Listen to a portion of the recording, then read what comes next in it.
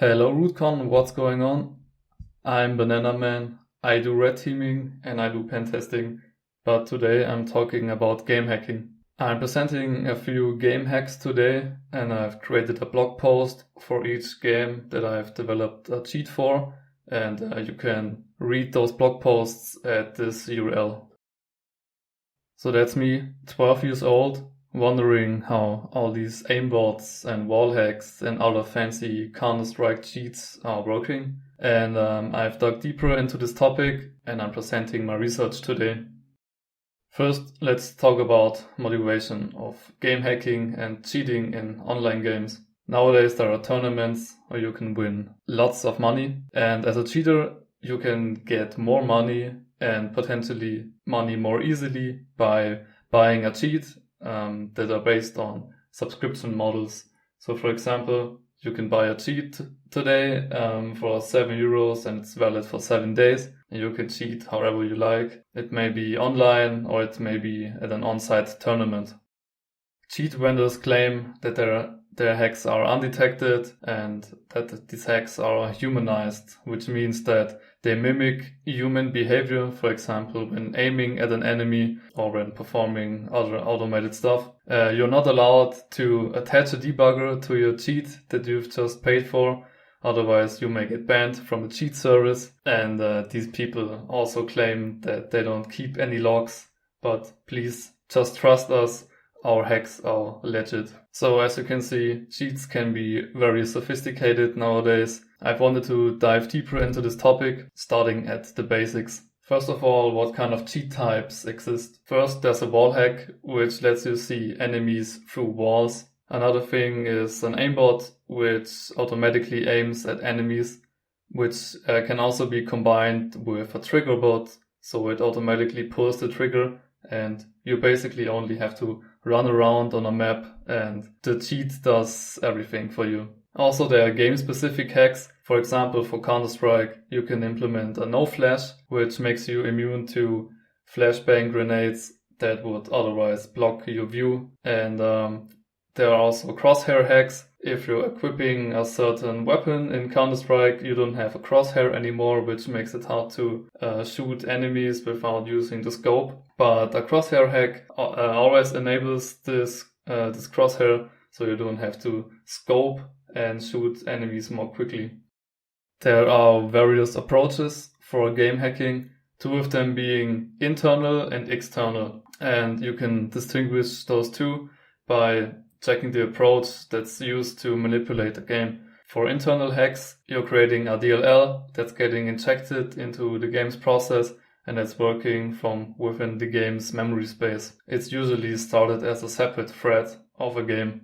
External hacks are using their own process and they're just reading and writing memory of another process from outside. Also, games can be instrumented using something like Frida, which I'm also going into a bit in this talk.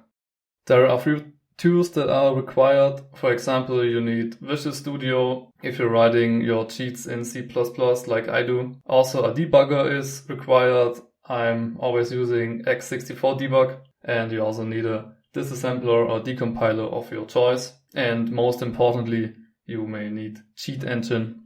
It's a tool that can be used to inspect and analyze a game's memory.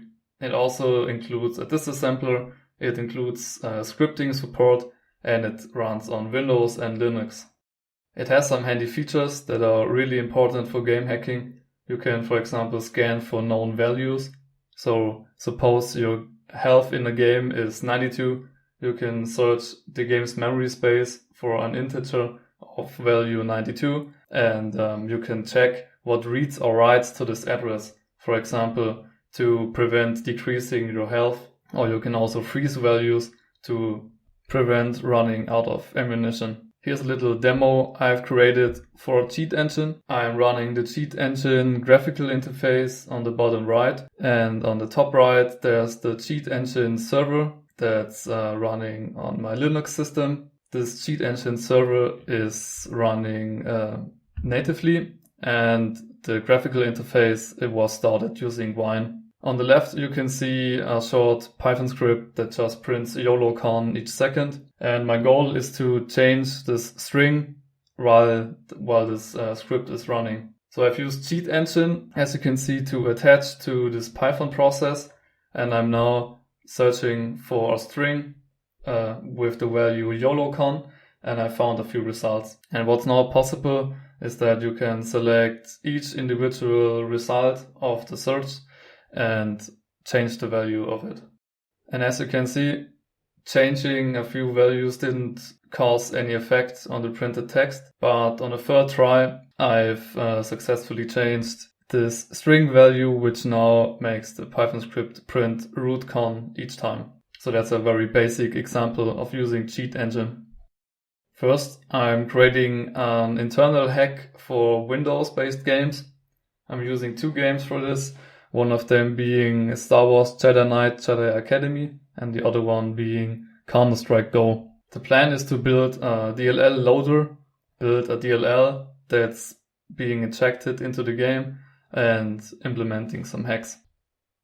This is an example of a very basic loader which takes an existing DLL, loads it into the target process and starts a remote thread in this game. First thing I'm doing is opening a process using its PID, and I'm storing the handle for this process in this variable.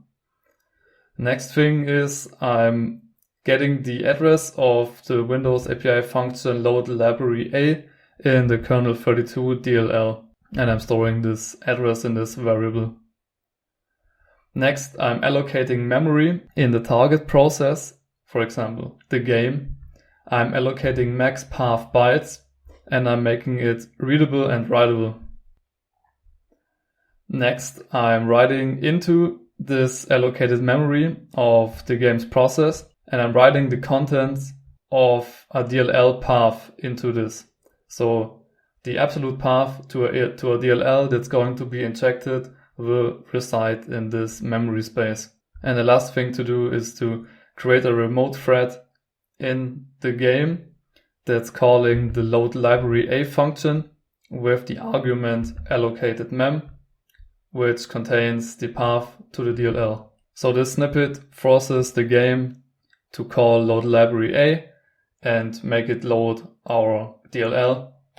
And as soon as this DLL is getting loaded, the function DLL main is getting executed. And as soon as it's getting executed, you're running in the process of the game. For example, you can then spawn a message box to show that it's actually working. So at this point, creating game hacks is very game and game engine specific. It depends what you have to hook and what values you have to manipulate.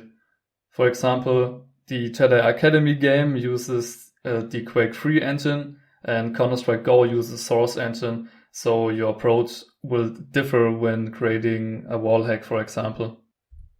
The first thing I'm going to show is creating a few hacks for Jedi Academy, and the first thing being a wall hack. You have to know a few things about the Quake 3 game engine, and most importantly, some functionality is split into multiple mini VMs, and those VMs are implemented in own DLLs that are getting loaded at runtime. So for example, if a game wants to add an entity to the screen, for example, it's an enemy or it's a weapon or it's a thing you can pick up on the map, the main executable will call into this client game VM and request it to perform the actual heavy lifting. That's just how the engine architecture is built. And there's one important call when it comes to implementing a wall hack, and that's a call to add ref entity to scene. This call has to be intercepted, and I'll show you how in just a few slides. There's a function that's called cgame system calls, and it's implemented in the cgamex86 DLL file, which is being loaded and executed by the main executable called champ.exe. As soon as a game starts, the champ.exe process will load the cgamex86 DLL, and it will call get proc address for a specific function, and getProcAddress will then return this function address, which champ.exe now uses to perform the actual call. And the plan is to hook getProcAddress for the game and return an own address for a requested function. And in all other cases, we can just return the original address that's being requested. The specific function the main executable uses to call into this mini VM is called DLL entry. Calls into this DLL are being made as soon as an entity is being added to a frame, in case an entity moves, and in case game data is received from the server.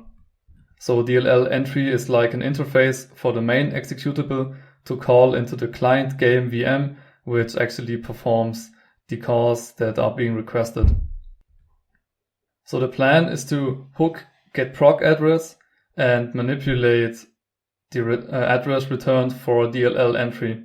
And at this point, we are taking control over the DLL entry point for this DLL, and we can intercept all calls with commands that are related to adding entities to the screen. In order to perform the actual hooking, I've used a hooking library for this. It's called mhook, and it's really simple. I'm just using the address of the original getProcAddress function, and I'm telling it to redirect all calls into my hook getProcAddress function, which I've implemented here. And as you can see, I am returning my own DLL entry function in case DLL entry is being requested. And in all other cases, I'm just returning the original function address that's being requested by the main executable. So as soon as I'm in control of the DLL entry point, I can check which command is getting requested by the main executable. In case it wants to add an entity to the screen, I'm getting the ref entity object from the first argument, and I'm just adding a single flag to the rendering effects. This flag, rf-devhack, is built into the Quake 3 engine, and it tells the game to display an enemy or an entity in general on top of walls, so you can actually see them no matter what's between you and an enemy. And that's basically the wall hack. So a helpful thing when implementing hacks like this is actually including the provided software development kit for this game, so you actually have access to all those structs and those flags, so you don't have to reverse engineer them yourself. So here's a demo of the wall hack. You can see the enemies through walls, and I've also added custom shaders to entities, which makes it easy to distinguish between enemies, dead players, or allies in a running game. The next thing I did was implementing an aimbot, and it locks the view at an enemy as soon as a designated aim key is being held. So you can hold the left control button, and as soon as you're looking at an enemy, the view gets locked on this enemy and you can just shoot, and the hack will perform all this aiming stuff for you. And there are a few requirements for this to work. First of all, you need to know what kind of enemies are present in the game, and you need to know their locations. And since I'm already in control over the DLL entry point and all calls that are being made into this DLL, I can just hook another command, just like in the wall hack, but for another call. And as I said, this DLL entry is also getting called in case game data is being received by the server. So I can just place a hook there and steal all the structures and memory contents that are coming from the server, and now I know which enemies are present in the game. So the few missing things are getting the actual enemy from a crosshair, calculating the correct angle to view at the enemy, and setting the angle programmatically. There's a structure in memory that's called client game, and I've got this structure from the C-game hooks I've just talked about, and it contains a member that's called crosshair client number. So I'm getting this crosshair client number and I'm comparing this number to the client number of every entity that's known to me and that's present in the game. And as soon as this number matches, I know that I found the correct entity to work with. So this has to be the enemy that I'm looking at currently. So now I'm ending up with 3D coordinates of my enemy, 3D coordinates of my local player, and I need to find a way to calculate the view angle, which is 2D. So it's like X and Y coordinates on my screen that have to adjust to view at this enemy. And this calculation and transformation is done with a world to screen function. It takes the 3D world coordinates, performs some calculation and projection, and it comes up with 2D screen coordinates that I can use in my aimbot. And there are standard world to screen functions that are ready to use. I found one for Quake 3 engine on the site called Guided Hacking. Since I don't have time to explain this in great detail, I'm going over it fairly quickly. What I did was creating a wrapper around this world to screen function that was provided by Guided Hacking, and I'm giving it the entity object of my enemy and a revdev t object, which contains information about my view, my field of view, and my screen width and all that stuff. I'm getting my enemy's position and I'm just adding 30 to the C coordinate to make it automatically aim at the enemy's head instead of its chest. And now I'm only calling this world to screen function for my chest or now head value, which sets this screen vector, which I can now use to send input to the game. Now, why am I sending input to the game?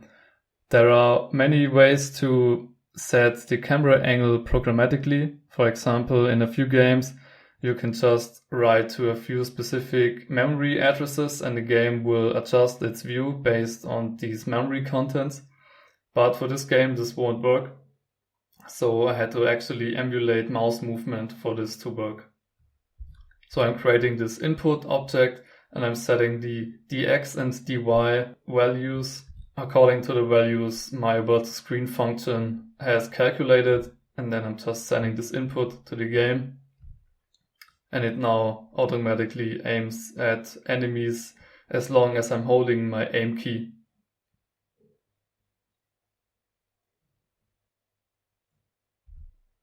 Next up, there's a thing in this game that's called force grip. It lets you grip an enemy and throw it into holes so they die. And I've wanted to create a cheat feature that automatically detects that you're being gripped and that tries to break the grip without you having to do anything. So the plan is to get the entity of the enemy that's attacking you, that's gripping your local player. Use the aimbot functionality that I've already implemented to look at this enemy and to execute a force throw which cancels the grip. And there's only a bit of code that has to be implemented for this. Each frame I'm checking if my local player is set and if I'm being force gripped currently or if I'm being force crippled so my local player can't move currently. If this is the case, I'm getting the client number of my current attacker, which is present in this data structure. I'm looping over all entities to check if the client number matches. And as soon as I'm getting the enemy's entity, I'm focusing the enemy's entity using the aimbot functionality I already have. And then I'm just executing a force throw. And just like I'm able to intercept calls into DLL entry for a few specific commands, I can just execute them myself. So I'm telling the game to execute a console command, which is called force throw, which is already implemented in the game. And it will just emulate me pressing the force throw button. And that's how it looks like in action. As soon as I'm being gripped, my player will focus the enemy and perform a force push, so the enemy is not able to move my player.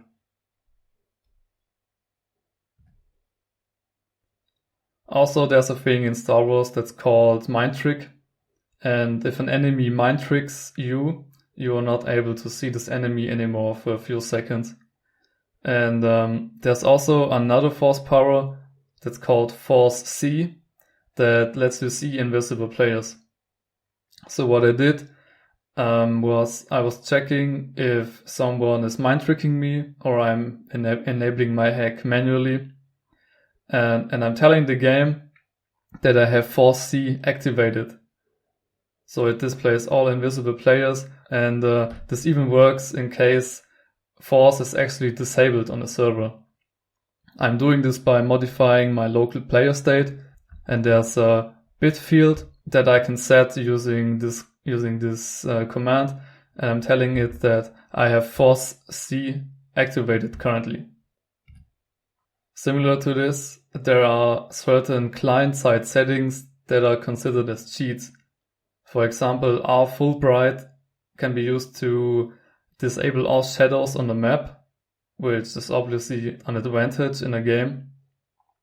So if you're setting SV cheats to 1, you're telling your local game that the server actually allows cheats to be enabled, so you can use this forbidden setting. So now let's talk about a hack I've created for Counter-Strike Go. I have created a crosshair hack, which enables the crosshair even though it's disabled for a specific weapon. And for this, I'm hooking the DirectX, Direct3D and Scene function.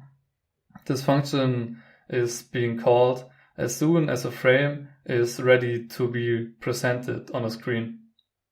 So it's ideal for hooking because it's executed after a scene has been created and is actually completed, and there won't be any more changes to it. So my plan was to create a DLL with an end-scene hook function that acts like the original end-scene function, but that contains my functionality. I'm then injecting this DLL into the game using the loader I've already presented. The function prototype for end-scene is parameterless, but in case you're using it to perform hooking and game hacking, you have to keep in mind that there's an implicit this parameter that you have to implement. Otherwise, calls to your hook function may fail. So in order to set up the hook, you need to get the address of end scene in the game while the game is running. Also, you need a function that actually performs the hooking. Now, there are a few techniques to get the end scene function address at runtime. You can, for example, scan memory contents and perform pattern matching to find the start of this end scene function, but that's not a reliable way and it's by no means universal. But there's a technique that's called the pseudo-device technique, and I've read about this also on Guided Hacking, so credits to them. And it works by creating an own Direct3D device, and this object contains a vtable, which in turn contains the address of the end scene function. So I can just copy this function address, throw the dummy device away, and perform some hooking. In the source code of Direct3D, you can see that Direct3D device implements this interface, and at index 42 you can see that it contains the function for end scene, which is the vtable entry. So to implement this pseudo device technique, I'm creating a dummy device which acts like a Direct3D device, but the difference is that I'm not using it. I'm just instantiating the object. I'm doing some initialization using the create device call. And as a last thing, I'm performing a mem copy on this dummy device object, and I'm reading the contents into my own data structure. And lastly, I'm throwing the device away. Because I already have all this information I need, I can get the address of the original end scene function by reading this index of the Direct3D device vtable. So now the only thing that's actually missing is setting up hooking. So for this, I'm using the trampoline hooking method, and it looks like this. This is my original end scene function, and this is its prologue. I'm allocating some memory in the game's memory space, and I'm copying this function prologue into it. Next, I'm adding a jump instruction that jumps into end scene directly after the prologue, so into this location. And as a last thing, I'm setting up a jump instruction at the start of end scene that jumps into my hooking function. And what this does is, in case end scene gets called, it jumps to my hooking function, performs all this cool hacking stuff. It calls my function trampoline, which sets up the parameters and jumps into end scene again to perform the actual work that's done by end scene. The reason why I'm using a trampoline is that I would have an infinite loop otherwise. So in case end scene gets called, it jumps into my hooking function. This hooking function would then call end scene again, and it would jump to my hook function again, which is kind of pointless. So here's what it looks like in code. I have this hook function, which takes a function that's about to be hooked, and my function that is the replacement for it, and some other non-important parameters. I'm reading the prologue of the original function into this backup bytes data structure, which I'm using to perform unhooking afterwards. So I can restore the original prologue if I don't want to use the hack anymore. Next, I'm setting up my trampoline by calling virtual alloc, and I'm allocating some space that's executable and read-writable. Then I'm copying the prologue of my hooked function into my trampoline, and I'm done with the first step. Then the trampoline has to jump to a specific location in end scene. So I'm adding a relative jump instruction to this trampoline, and I'm adding the offset that the jump has to perform directly afterwards. So it's a valid jump instruction. And as a last step, the original end scene function has to be modified so it jumps into my end scene hook function. For this, I'm using virtual protect to make this memory segment writable. I'm calculating the offset for this relative jump instruction. I'm adding the relative jump instruction to the hooked function, and I'm using virtual protect again to restore the old protection values.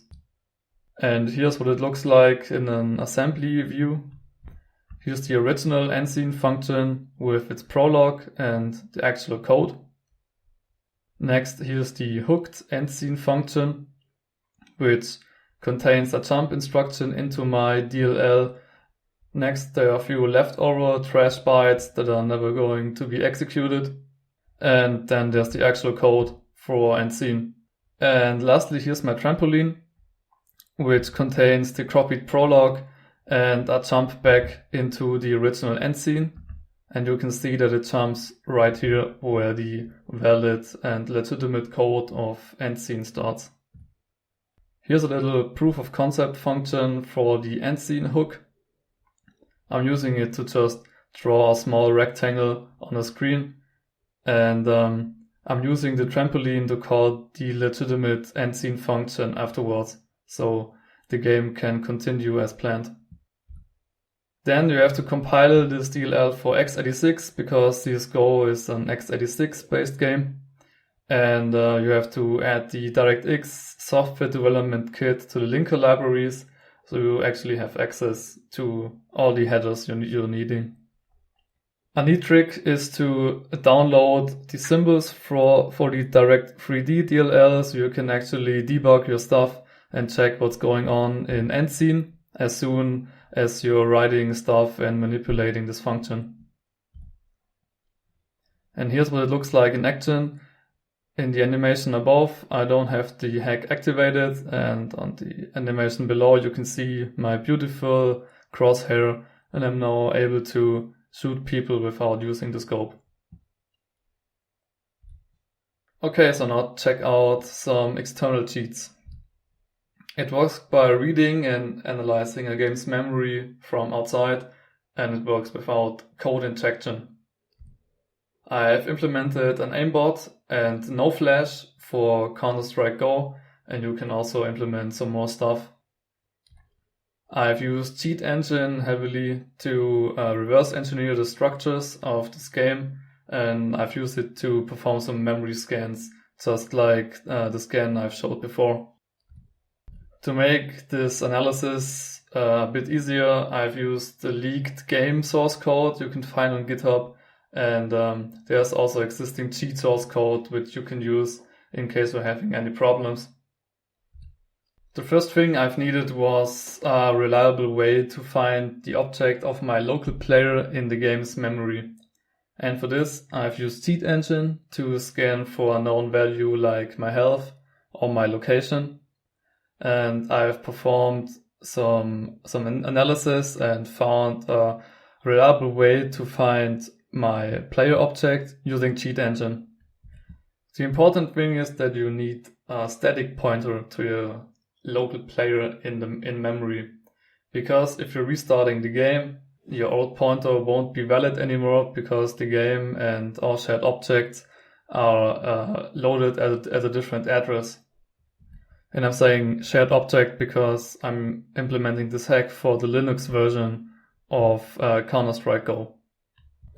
My approach to finding such a static pointer is finding various ways to find my player in memory, and then keeping all the addresses I found in the game in the address list of Cheat Engine and restarting the game a few times. And some of these pointers remained valid, so I can use them to find my local player using a deterministic way. And I can actually hardcode this address in my hack, so I don't have to perform any scans in the hack itself, only for analysis purposes. But if you want to create an external hack yourself, you don't have to do this, because there are tools like Haze Dumper, which can be used to perform a scan while the game is running, and it's printing a list of addresses you can use directly in your cheat. It does all the stuff by pattern matching known byte segments in the game's process memory. But of course, you have to run this every time an update is being applied to Counter-Strike Go, since these offsets may change. Also, some host structs or members may change, so there's a certain possibility that your hack may break if you're following this approach. So here's a little demo of me implementing a no-flash hack. As you can see, I was just flashbanged by a grenade. I only saw white contents on the screen. And now I'm using a flashbang and it's not doing anything to my view. And this works by constantly writing the value 0 to a member variable of my local player, which is like a very easy hack for this game. But you can also implement aimbots using external cheats, like I'm showing it in this animation. If you want to know more about external hacks on Linux for Counter-Strike Go, you can watch my talk from BSides Munich, which happened a few months ago. And I'll proceed with game hacking with Frida.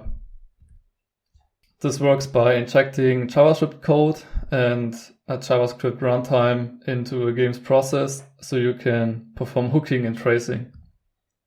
And this guy, Travis Ormandy, already implemented such a thing. He's developed an API for the game Simpsons Hit and Run, and he was able to spawn coins or control the player by using JavaScript code. So here's a little example he implemented. It's a function called kick, and it just simulates a key press, so the player performs a kick. He also implemented a function called step, which moves in the current direction.